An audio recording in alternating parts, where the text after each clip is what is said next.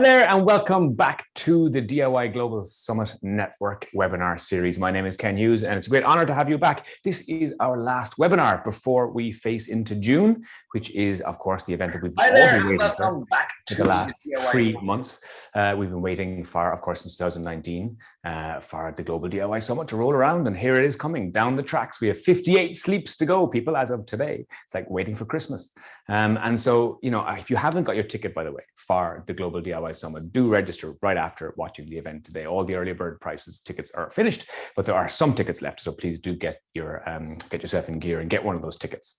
Now, the series that I've been hosting for the last 2 years, has been an amazing roller coaster ride through a huge amount of content. And we've looked at new channels, we've looked at digital, we've looked at physical store, we've looked at, we looked at the industry from so many angles, from agency, from brands, from retail, and really we've stripped everything apart.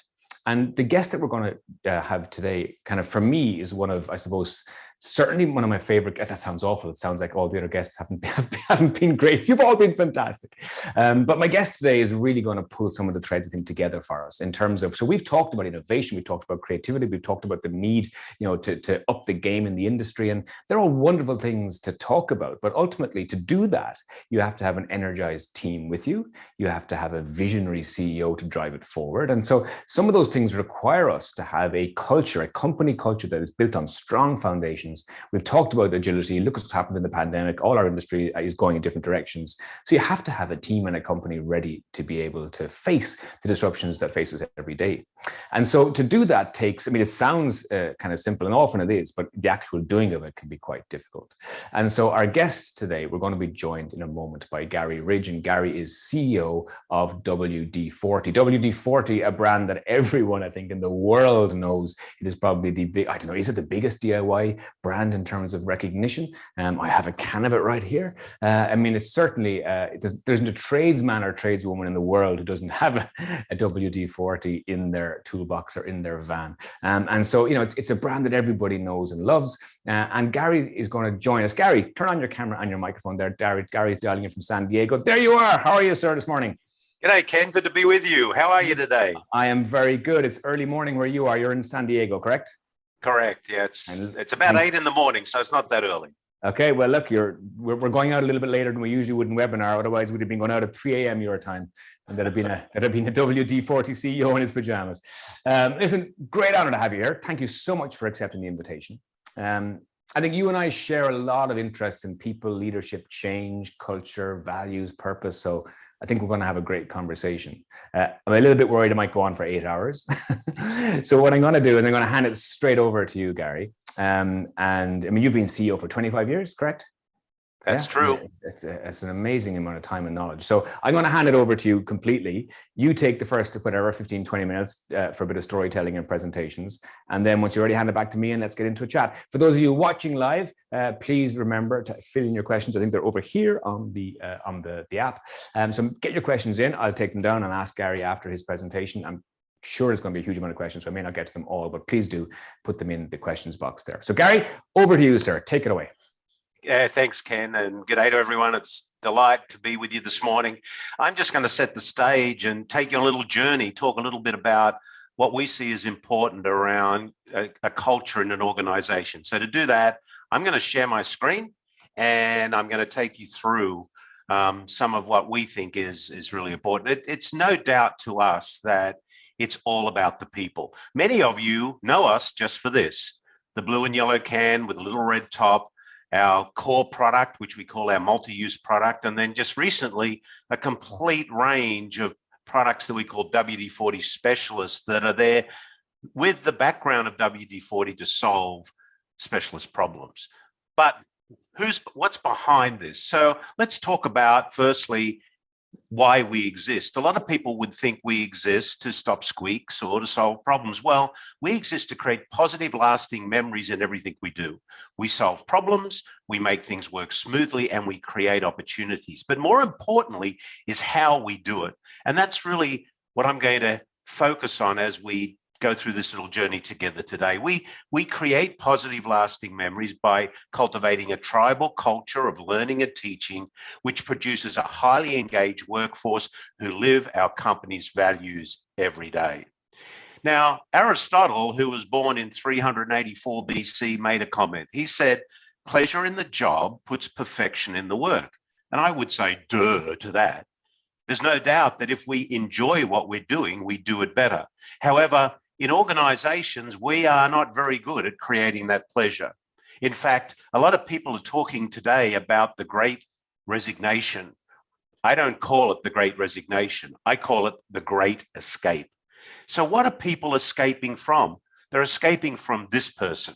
Let me introduce you to Al. Al is the soul-sucking CEO of Fear Inc. And I'm going to talk a little bit about Al's behavior as we go through our presentation today. But Al is the one who creates these toxic cultures that people are escaping from. And there's a lot of Al leadership out there. And we can change that if we're aware of it. My friend Hubert Joly wrote a book just recently, and Hubert was the CEO of Best Buy, and it's called The Heart of Business. And he quotes some research in it. The ADP Research Institute surveyed over 19,000 workers in 19 countries around the world, and they found that only 16% of people were fully engaged at work. Millions of people are denied the chance to be inspired at work, thrive, and be their very best because of toxic leadership cultures. And not only does that create people who don't go home happy, this costs a hefty 7 trillion in lost productivity. So when we think about culture, culture is not an initiative. Culture is the enabler of all initiatives. And I have a simple algorithm for culture that I adapted from some of the work of Simon Sinek, his latest book, The Infinite Game. And culture equals parentheses values plus behavior times consistency. In fact, culture is what happens when we have a clear set of values in our organization and we have a clear line of behavior that is acceptable. So our leaders need to love our people enough, but be brave enough, not only to applaud them and reward them for doing great work, but to redirect them when they're doing work that's not aligned with the culture we want to do. I have a simple thing. Think about this. Imagine a place where you go to work every day. You make a contribution to something bigger than yourself. You learn something new. You feel safe and are protected by a compelling set of values, and you go home happy. Happy people create happy families. Happy families create happy communities. Happy communities create a happy world. And my goodness, we need a happy world. And we as leaders of organization have the opportunity every day to make a positive contribution to sending people home happy. So it's a simple model when we think about it. 4 things we need in business: people, purpose, passion, and products. And the first part of it is people, is how do we create a tribal culture where people belong? I'm going to talk a little bit more about belonging in a little while, but I was just listening on the weekend to the new book by Brené Brown, The Atlas of the Heart. And she has a whole chapter that's absolutely aligned with the power of belonging. Purpose, why do we exist? Values that create freedom. And then we have this, what I call the typhoon zone, strategy and tactics. Every organization needs to have a clearly defined strategy, and we have to be bold at our execution. But unfortunately, a lot of leaders spend a disproportionate amount of their energy around the strategy and the tactic and not doing what we call creating the will of the people. The will of the people and a great strategy equals success. And then finally, we have to be an organization of learning. In this dynamic world that's moving so fast, we need to be continually curious and learning. And that sits on 4 pillars of care, candor, accountability, and responsibility. What does care mean? Care means, as leaders, we care enough about our people, not only to love them, but to be able to redirect them. We've got to be leaders where our empathy eats our ego doesn't eat our empathy. Candor is pretty simple. No lying, no faking, no hiding. Transparency, if you will. I believe most people don't lie. I believe they fake and hide because of fear. Accountability. People want to be held accountable, but what are we holding them accountable for? Are we clear? How do we applaud and reward people if we're not clear about what they're accountable for? And then responsibility, taking a deep responsibility around how we interact with the people in our organization. Adam Grant says it's easy to be a critic, a cheerleader. It's harder to be a coach. A critic sees your weakness and attacks your worst self. A cheerleader sees your strengths and celebrates your best self. A coach sees your potential and helps you become a better version of yourself. That's why at our company, we don't have managers. Everybody's a coach. And if you think about great coaches, what don't they do? They don't run on the field. They don't go in and play the game for someone else. They don't micromanage. They spend their time on the sideline and in the locker room, on the sideline observing the play, looking for that advantage against the competitor. And in the locker room, understanding and building the culture. Talking about belonging. We believe that belonging is the psychological feeling of acceptance, connectedness, security, support, inclusion, and identity. And Maslow's been talking about this forever. The first two rungs of the journey to self-actualization are psychological and safety. Do we have what we need to survive, and food and shelter, and are we safe? But love and belonging. Everyone on this call today, everyone in this webinar today has left an organization, an event, or even a relationship because they did not feel they belong. Why are people leaving organizations now and escaping toxic cultures? Because they don't feel like they belong. There is not a clear purpose. There's not a clear set of values. They aren't rewarded and redirected. And there isn't an environment of learning and teaching that helps them improve their skills and better themselves. So at WD-40 company, we call ourselves a tribe, not a team. Why? Because tribes are the beginning of the world. We come together in a tribal atmosphere. We're social animals. You know, we've, in the past couple of years during COVID, we've been isolated, but we need each other. So it's okay to have a tribe, but what does it stand for? Well, the number one responsibility of a tribal leader is to be a learner and a teacher. Now, as you may have guessed by my accent, my homeland is Australia. So during the time we were putting together the attributes of a tribe, I took time to research and read about the Indigenous Australians and the Fijian Islanders, and asked them both in personal interviews and visits, what were the attributes of a tribe that kept them together in harsh times? So let me give you an example. If we were able to turn back the clock and go in a time machine thousands of years back to the middle of Australia and to be observing a group of Indigenous people there, what would the tribal leader be doing? The tribal leader would be teaching the tribe members to throw a boomerang. Why? Because the boomerang was the tool of survival. So what's the number one responsibility we have as leaders?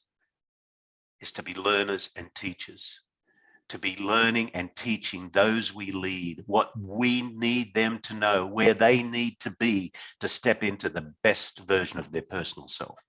You have to have a set of compelling values. What are the written reminders of the only acceptable behavior within the organization? You have to create belonging where empathy eats ego.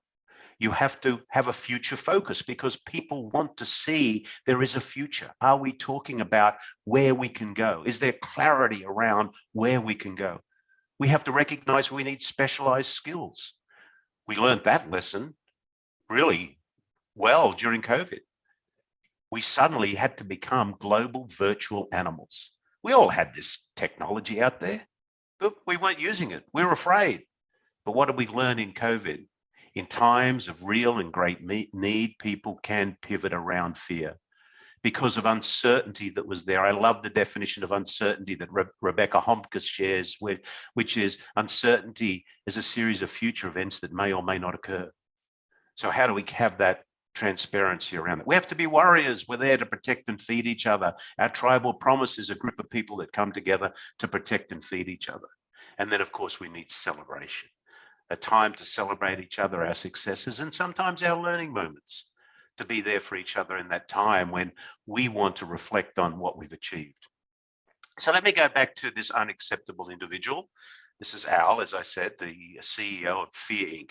Let's look at some of Al's attributes and behaviors that add to toxic cultures in organizations. Number one, he's a master of control. He knows it all. He's been on this track. You can't tell Al anything. He's corporate royalty. I've spent my life climbing up this corporate ladder. Thou shalt bow down to this corporate royalty. I shall have the biggest office in the building. I may have my own private parking spot. And if the company policy says that you fly coach or economy, that's not for me because I'm corporate royalty. He thinks learning is for losers. If you want to know anything, you come to see Al. He's got all the answers. His ego absolutely eats his empathy instead of his empathy eating his ego. It's about me, me, me. They have all the answers. The soul-sucking CEO must always be right. Even when he's absolutely wrong, he must always be right. When things go right, he takes the credit. When things go wrong, it's someone else's fault. It's a fear-based culture with Al. Wow, if you don't get this right, you're going to be in trouble. We're going to talk about failure, not learning.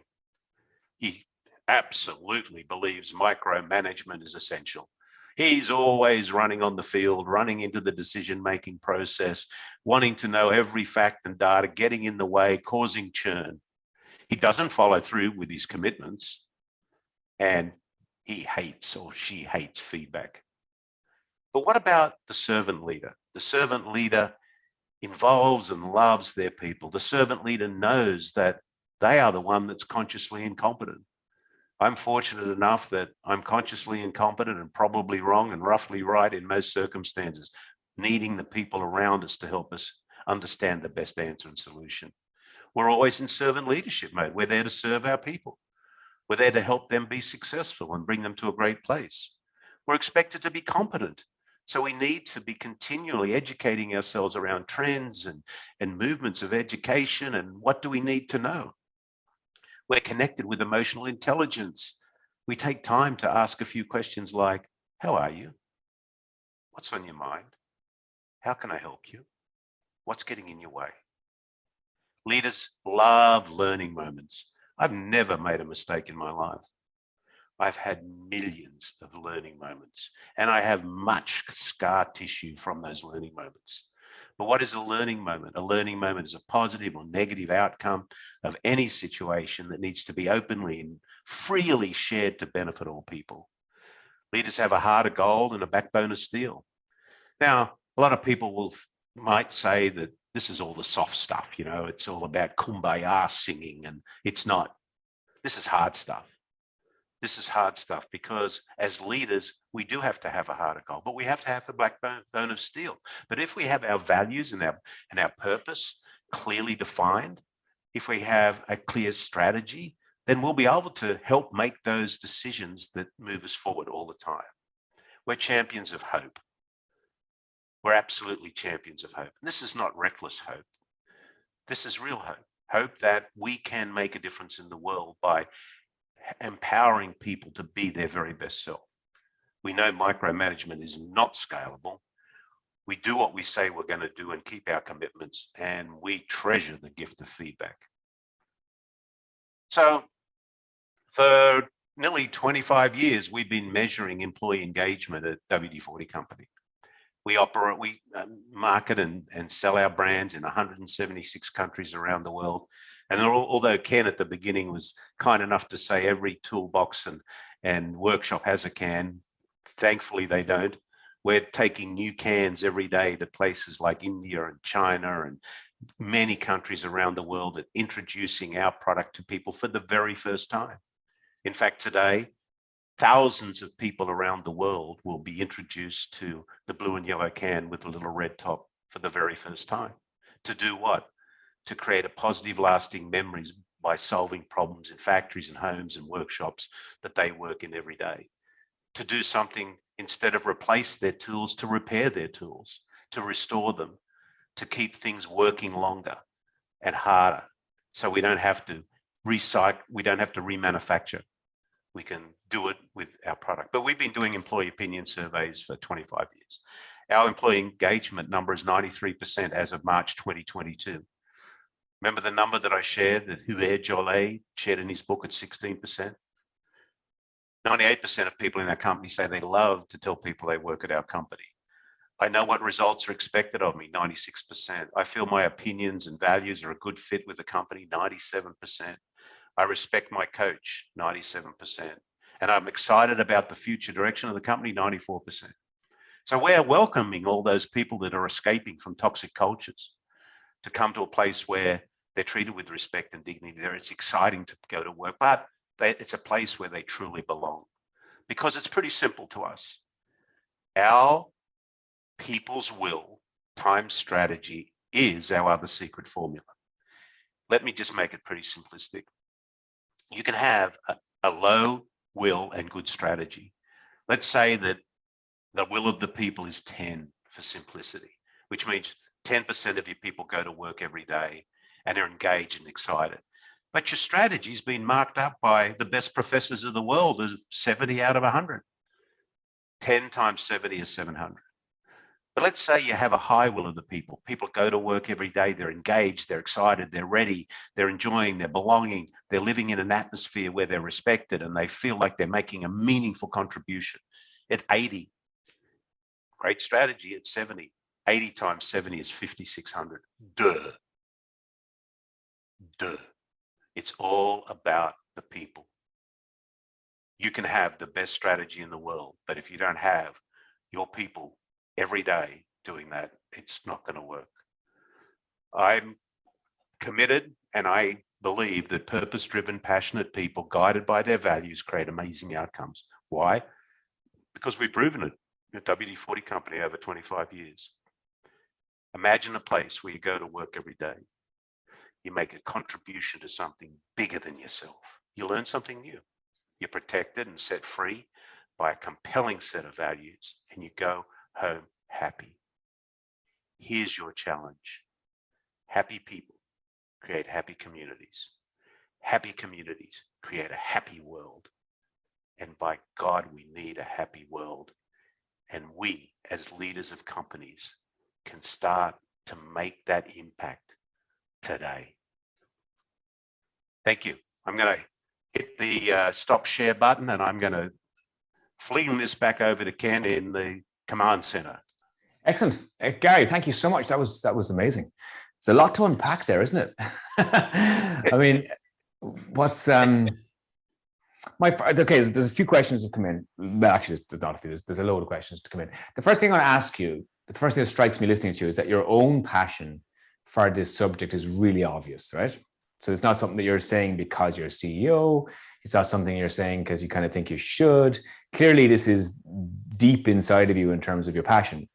So can I ask you, when you were in your 20s and 30s working, was that same passion about people there all the way through your career in terms of your own career development?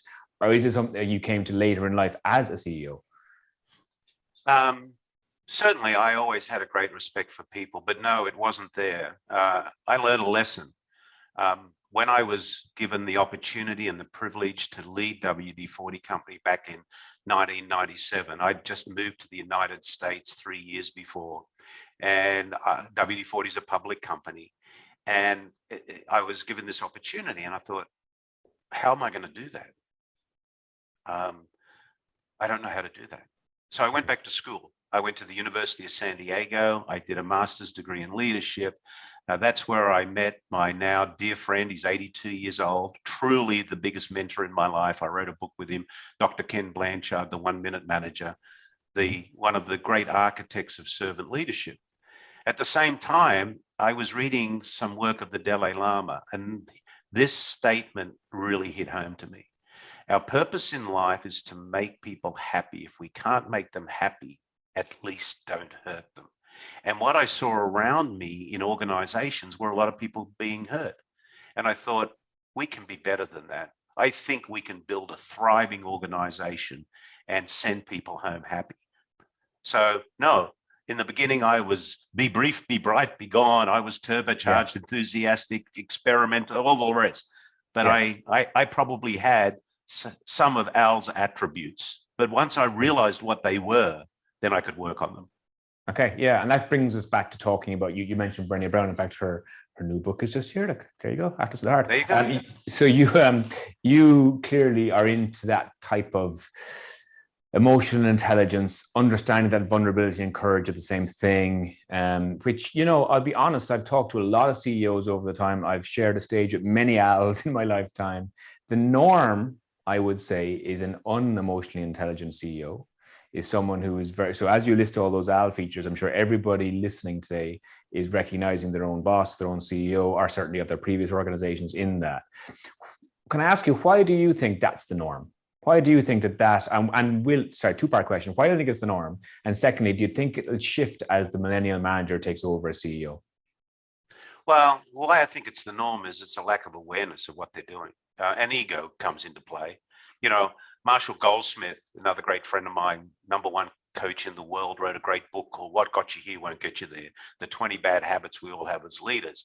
And he identified these from his many coaching experiences. So I think #1, I don't think there's a big awareness that these L-type leaders are actually doing it. Now, you can slap them up the side of the head with reality and they'll either get it or they won't. And those that don't get it never will get it. But I would challenge our leaders that are out there today to ask them this question.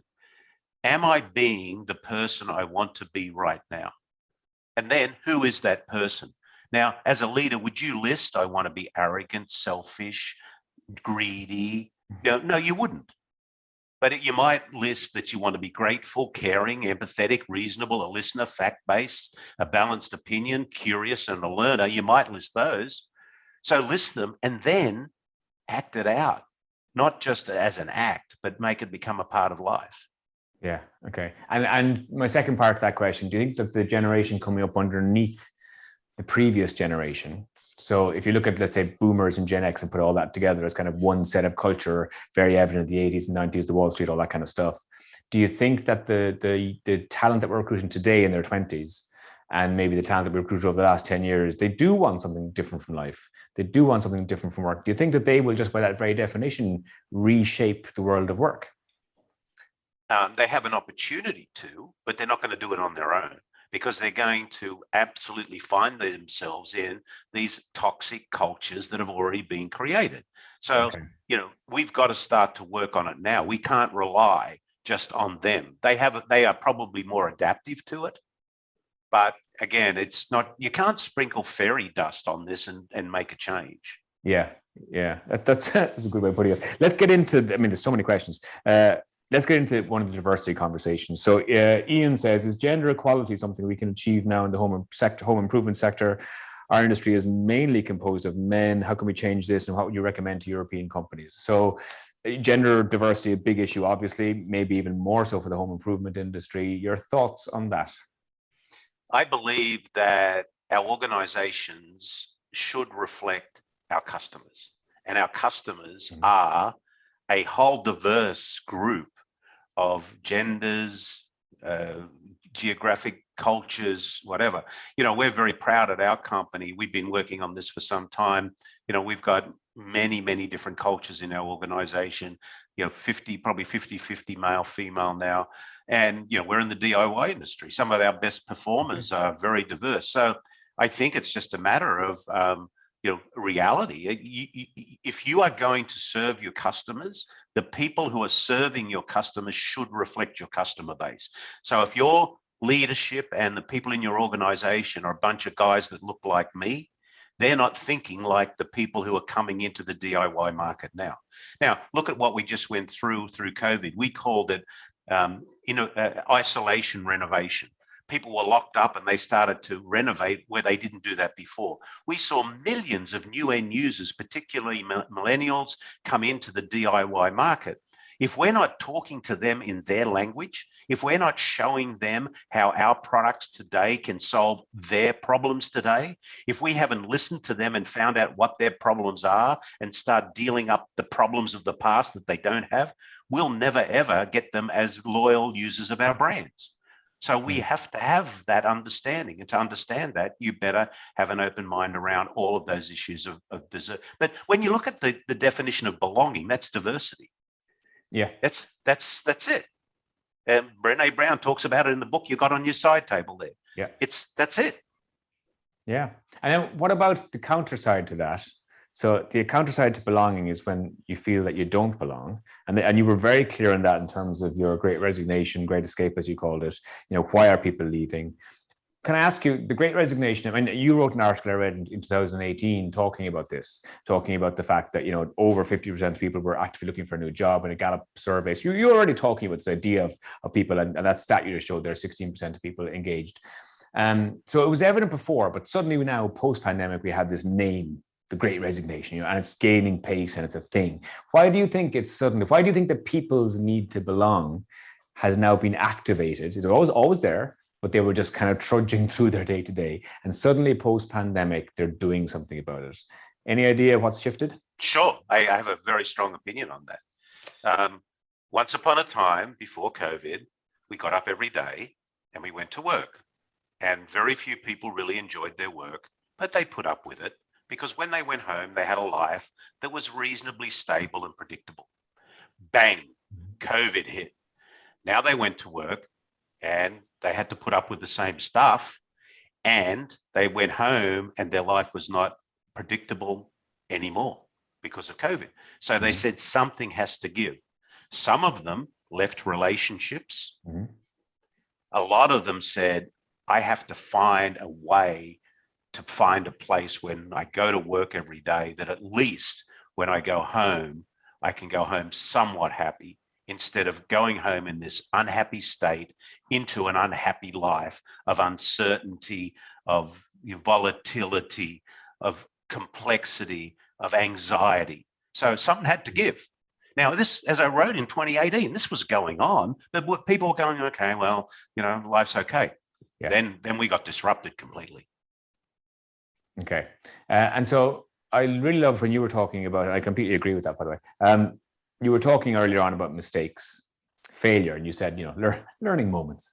And so there's a really interesting culture right now. And Matt asks the question, how do you deal with cancellation culture within our organizations? So we are seeing right now a culture, let's take the Will Smith piece from last week or 2 weeks ago, where someone makes a mistake and society immediately reaches to cancel them for their mistake.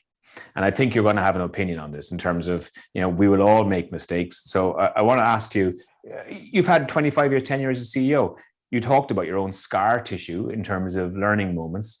Talk us through one. Talk us through one of the biggest things that you had a learning moment, and why, and your own opinion on the cancellation culture. Huge learning moment, the power of vulnerability. Way back when, I learned 3 words that have become the most powerful words. 3 of the most powerful words that I've ever learned in my life. Very simple words. I don't know. And getting very comfortable with that. And I'll give you a little story about that. I'd arrived in San Diego many years ago in 1994, 1995. I was sitting in a meeting room. There was someone from outside of the company giving a presentation on a particular subject. And I'm sitting there and I'm thinking, I have no clue what this person's talking about. They were expert at camouflaging the issue with confusion to make out how freaking smart they were. And I'm sitting there thinking, okay, option A, sit here for the next 25 minutes and leave this room with no more knowledge than you entered with it and no understanding how what they're saying could benefit our organization. Oh, okay, if I do that, well, I'm going to look okay. Option B, see if you can find out what they're saying. So I put up my hand. Excuse me, not long in this country. However, I have no clue what you're talking about. Ken, what do you think happened in the room? Yeah, well, I guess the rest of them all agreed with you probably. They all went, ah. So one of my huge learning moments was, with respect and dignity, be comfortable stepping out there and being vulnerable. Now, the cancellation culture, that's a new learning moment for me. I've never heard that before until you shared it, but your example tells me what it is. Today, we live in this digitized information world where anything that we do can be amplified at a minute's notice. So, the Will Smith thing, was it right or wrong? I'm not here to judge. Emotion came in. But what I would suggest is, there are acceptable learning moments which are made in times of curiosity, entrepreneurialism, and there's unacceptable learning moments where respect and dignity is not taken into account. Now, I'm not sure whether that incident showed a lot of respect and dignity or not on either party, and I'm not here to be their judge, but I think wait, think, even today more than ever before, stop and think. Yes. Stop and think. Yeah, I mean, I think the question probably is around the cancellation culture of breeding an environment where people feel comfortable to make mistakes, because mistakes will be made. Some of them will be large, some of them will be small, but ultimately, you do grow through failure. Absolutely, it's really, really important. Let's get back to some of the questions that have been coming in, because this was a flood of questions. No way I'm going to get through them all. I apologize to everybody who is sending questions. Karina asks, when have you decided to shift from a formal corporate structure to a people-oriented structure? So there came a point at some point where you had your own kind of eureka moment, and thought, hang on, people first. And did you have to shift? Did you join a culture already in WD-40 that was already that way, and did you just fan the flames of that, or did you actually have to, take a traditional corporate culture and make it people-oriented? When I joined WD-40, it was a fantastic culture, but it was a culture that was built for the need of the day. And when I became CEO in 1997, WD-40 was primarily a US-based brand. We had sprinkles of business around the world, but 90% of our revenue was in the United States. But we had a dream. Our dream was to take the blue and yellow can with a little red top to the world. And we weren't going to do that unless we created a culture that had a clear purpose and set people free, because we couldn't micromanage it. The sun never sets on a can of WD-40 somewhere around the world now. And so we had to create a culture where people had a clear cultural boundary, but with our values, we're able to make decisions without what I call quacking up the hierarchy. It's simple organization is, someone says, I want to do that, quack, quack, quack. You've got to ask my boss, quack, quack, quack. You've got to go up further, quack. And then you get to the King Mallard, quack, quack, quack. That's Al, the soul-sucking CEO. That wasn't going to work. So it was a deliberate shift to how do we empower our people everywhere in the world every day. Now, thank goodness we did that, because now, the brand is in 176 countries. It's growing day by day. The US is now 42% of our business. We've 5-6x the size of our revenue over that time. And the people did it, because the blue and yellow can with the little red top is the same one we had 69 years ago. Yeah. So it's all about the people. Yeah, and the passion. So I have to ask you, because it's a question it's really obvious, and you must get asked it all the time. It's unusual for a CEO to be there for 25 years, to lead a company. And I think it's ego driven, actually. I think people like to move on you mentioned it in one of your articles, that short-term mentality. I think you climb ladders faster if you keep jumping ladders, don't you? And you run away from the mistakes that might be coming down the line. And so you keep moving. So CEOs do tend to jump around, and they do it for their own ego. They do it for a wage packet, and you haven't. And so can I ask you, there's two ways of looking at this. There's one way of saying, for 25 years, you've embedded your passion about people into your organization, and that has given that organization something that other organizations can never copy. And so that length of term and passion from someone who really believes in people from the top has just built such a stable foundation. It's amazing. You could counter flip that and say, oh, what has the organization lost by not having new viewpoints over the 25 years? Where do you sit in that, having done it yourself now, having been in situ for 25 years? If you were recommending on another board, would you say have 3 CEOs over 25 years, or would you say have 1? Depends. If you ever see any of my emails, the sign-off line is Encoro Imparo, which says learning I always am. If you think about a great person, Whitney Johnson wrote some great stuff about the S-curve, about how you go up the S-curve and you keep reinventing yourself. That's why in that model I showed you, learning and teaching is so important. And we have brought so many new people into our organization over the time. So we listen to the people we bring in. Remember, I said specialized skills in our model of the tribe. Now, in 1994, we didn't have any scientists in our company. We have 15 or 16 PhDs all around the world now going to work every day, working on our product, improving formulations, bringing us in line with regulation, making sure we have the safest product in the world, doing things like living our value that we've said our number one value is we value doing the right thing. What does that mean? We have no cancer-causing chemicals in anything we sell. That's a deliberate thing that we've done. So, you can have an organization that is consistent in leadership, but it doesn't have to be siloed in thinking. And we're certainly not siloed in thinking. Okay. And then the word you use for coach, which is lovely. No one's got a boss, no one's got a manager, everyone's got a coach. I can imagine someone listening to this, writing that down on a page saying, oh, we should do that. What advice would you give someone to be able to change the culture that, let's face it, is a fear-based, hierarchical, structural, responsibility, accountability kind of thing? What tip would you give them to say, here's how we did it. Here's how we shifted from that kind of fear control boss method towards mentoring coaching. Any tips? It's not about you. It's about the people that you get to touch every day. Because at the end of the day, when you're 97 years old on your deathbed, it'll be the people you've touched along the way and helped them step into the best version of your personal self that you'll be most proud of. I'll give you a wonderful example.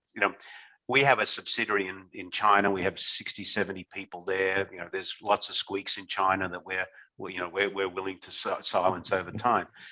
The country manager of our China operation was our first employee there, our first tribe member 15 years ago. She joined us as an admin assistant.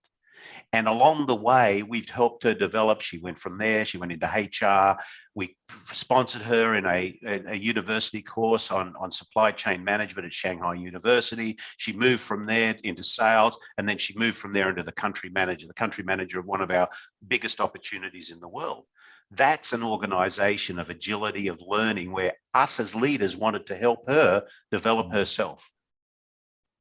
Yeah. Okay. So, and then that brings up culture, actually, because if you're talking about culture, and in fact, it came in from a question.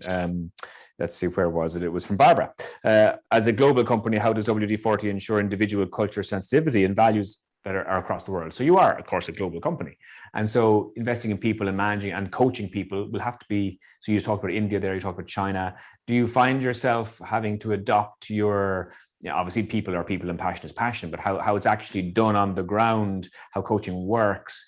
Have you found discrepancies in cultures, or is it most very uniform in terms of leadership? Oh, of course there's discrepancies. Look at the difference between the US culture, the Mexico, and the Spanish culture. The US is very direct. It's in Spain and Mexico, it's about building the relationship first. So certainly, one of our values says we get our shoes dirty in the description. Each one of our values has a written description of what that behavior looks like. And that behavior can translate into any country. But, I love going when I can, and I haven't been for years, to our European sales meeting. And I'll sit there. And of course, the first people to always arrive are our great friends from Germany. Always on time, always there, always ready, on the go. The next lot to arrive are the Italians. Love the Italians. They've got the best fashion ever, and they want to talk about, all of the wonderful things. The next lot to arrive are the French. And what are they talking about? Great food and champagne, which, that's French beer. And who arrives next? Well, it's the English. They're a little late because they've been up all night watching the footy game. And of course, who arrives last? It's the Spanish. Why? It's mañana. I've been building relationships on my way here. They're all wonderful people. You love them, you hug them, but they're different. Yeah. Okay. So see, that's interesting. So the value is the value, but the behavior and how you expect the behavior on the ground obviously has some cultural sensitivity. Okay. Here's one from Rainer. This is great because it goes back to this assumption that we have to have fear to make things work. And it's a good question. It's a very fair question because we all have organizations that aren't like yours, maybe. How do you control, if your leaders at WD-40 love their people, how do you control someone? Even the leaders, so it's an interesting question. So as you tilt towards people and passion, how do you still have what you need in terms of, I don't know, I'll leave it with you. How do you want to answer it? Well, it depends whether control means accountability. Let me split that in two, if I may. Yeah. Firstly, it's accountability. So We're not controlling people. We're holding ourselves accountable for predetermined outcomes that we've all agreed to. So in the book that I wrote with Ken Blanchard, the 1 Minute Manager, it's called Don't Mark My Paper, Help Me Get an A. Okay? So helping people win at work. So the first thing is, have we clearly defined what we agree an A looks like? And the answer should be yes. And then what's my role as the coach? It's to help them get an A. Sitting down with them on a very regular basis saying, how do you think you're progressing towards your A? What's getting in your way? What barriers are getting in the way? The second part of that question is truly around the behavior. And let me give you an example of how you use values around behavior. Our second value at the company is we value creating positive, lasting memories in all of our relationships. Here's a true story. Some time ago, a while back, I was in a meeting and someone walked into the meeting and they sat down, someone I know, known for years, and they were not creating positive, lasting memories. They were actually, they'd actually must have run into owls somewhere that morning because they were pumping out some pretty toxic stuff. So what do you do as a leader? Number one, you could interrupt the meeting and kind of redirect their behavior in public. That's not a good thing to do. Number two, you do what you should do as a coach. So the meeting ends. So I said to this person, and for sake of the exercise, I'll call him Ken. Hey, yeah. Ken, let's go for a walk. So we walked out of our building and I started looking behind a car and in a trash can and under a tree. And Ken says, what the hell are you doing? I said, Ken, I'm looking for you. The you I know and love was not in that room. The you I know and love who lives our second value every day wasn't doing that. What's on your mind? What's getting in your way? How can I help you? That's living a value and being a coach. So Ken and I had a conversation. Ken had a bad morning. He got up, kicked his foot on the bed, spilled coffee in his car. Someone flipped him off. It was just stuff. Yeah. And Ken, at the end of that, the awareness, you had to act on it immediately, but you had a company value to give you permission to enter that conversation. At the end, gave Ken a hug and said, good on you, buddy, you're going to be fine. Ken goes back inside. He goes to a couple of people that are at the meeting and says, hey, sorry, that wasn't me. What do they say? Ken, we knew it wasn't you. Where were you, man? Everything's right. What did I notice the next day? People were going to Ken just to check in on him. Are you okay, Ken? Because we're here for you. That's the power of culture with a competitive advantage, where people are caring for each other around a set of values that we all live by. And that's really important, that we all live by. So, I mean, I'm imagining someone's listening to this and they themselves are leading a team or a division, maybe even a company, and they are listening to you now thinking, wow, I want to be that guy or girl. I want to be as emotionally intelligent in my leadership. But it will take a whole company. So all the story you just told, it took the people also the next day to have the same emotional intelligence because they're all living by the same values. That's the point, to be able to support Ken, to be able to. And so the challenge, I think, is how do you make it a company culture? Like, how do you make it how do you take, so you believe in it clearly. And is WD-40 like that today with its 90+%? I've never seen employee stats like that in my life. Is it like that because it's come from the top? Has it come from you all the way down and filters down? Does it have to come from the top, or can someone in the middle here start it and kind of spread? How does the fire take in terms of the passion for people and culture?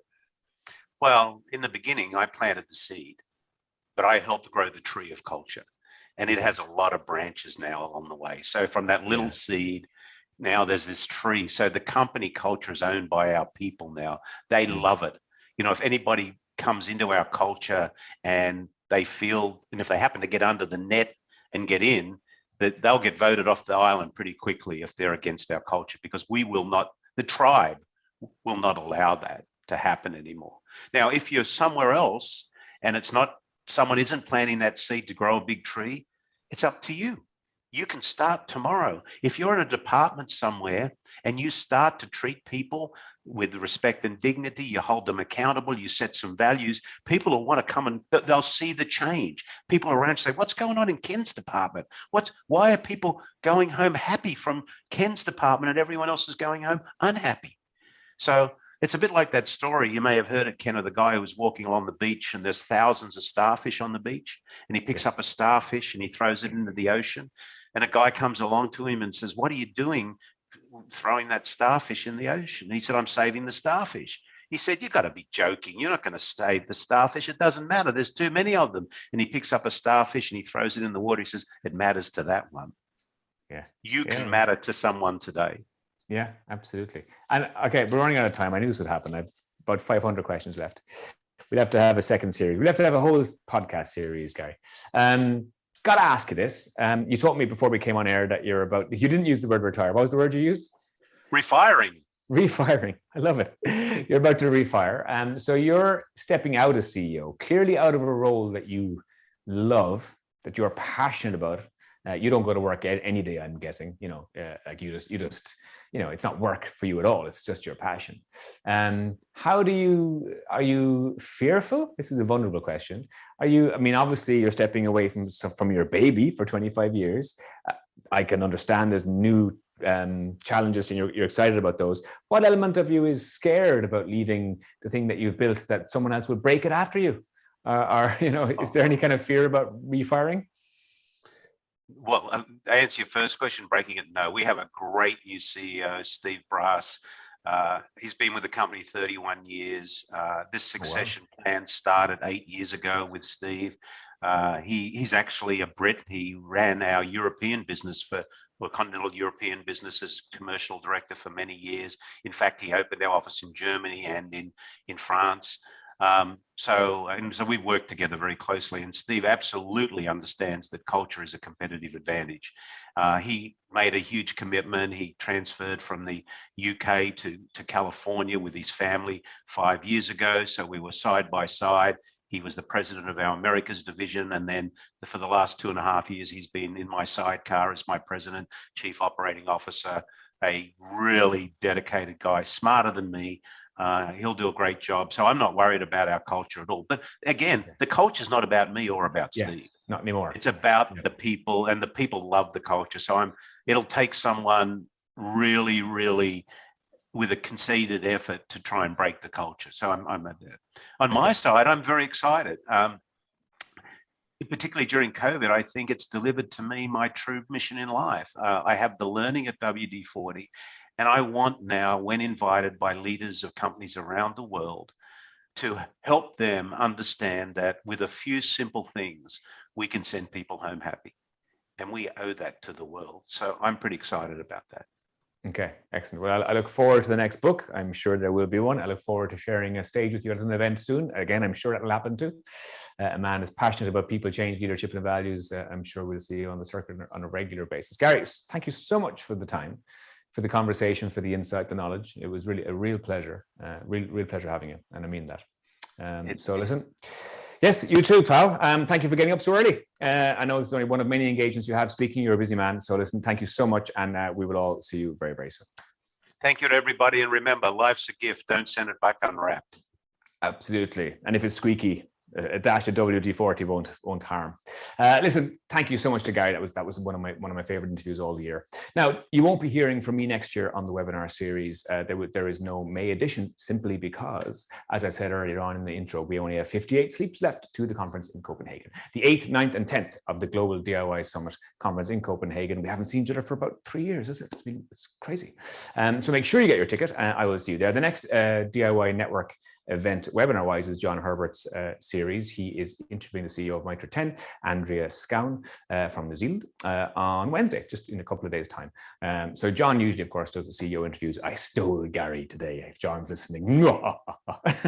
But listen, I've really enjoyed this web series. And of course, we're kicking it off again after the conference. So I will see you on stage myself at the Global DIY Summit. I'll be presenting about, again, connections. A lot of the themes that we've been talking about today, actually, from the consumer lens, how to connect, how to belong, and how to bring our brands to life in a more authentic way with our customers. I'll be presenting on that at the conference. I look forward to seeing you there. I've been speaking to all of you on social media for the last 2 years. After any event like this, I know you all via your avatars and your usernames. So please do come up and say hi at the conference in person. It would be lovely to meet you all. Really looking forward to it. And if you haven't got your ticket yet, make sure that's the first thing you do when you log off this event. So until the 8th, 9th, and 10th of June for the DIY Global Summit in Copenhagen, I am Ken Hughes. I will see you then. Bye-bye.